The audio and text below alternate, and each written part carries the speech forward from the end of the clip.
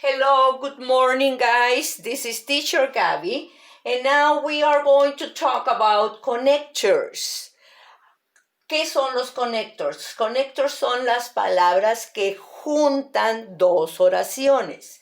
Okay, for example, but, and, so, or. Those are connectors.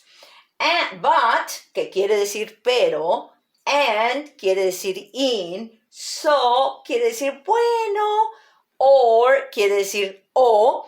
We are going to use these four words on these sentences. For example, are you happy? Which connector are we putting here? Are you happy and sad? No podemos poner, are you happy? ¿Eres feliz? Pero triste, no. ¿Eres feliz y triste? No. ¿Eres feliz? Bueno, y triste, no. Entonces, ¿cuál nos toca? El or. ¿Eres feliz o triste? ¿O estás feliz o triste? Aquí este connector están juntando el happy o el sad.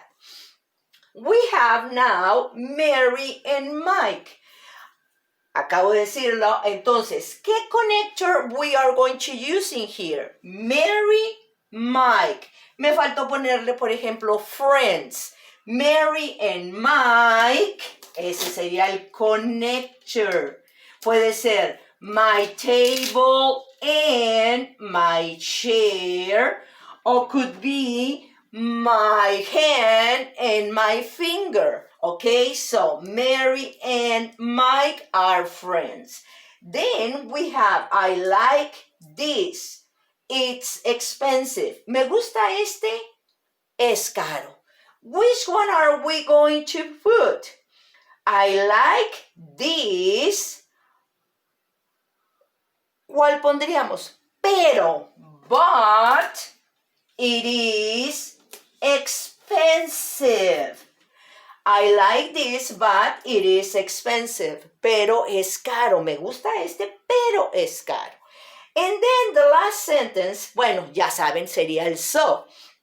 Play here is fun. So people like to come. Así es que podríamos aquí, hace rato yo les dije que era como bueno, pero también le podemos dar diferentes significados dependiendo de la sentence.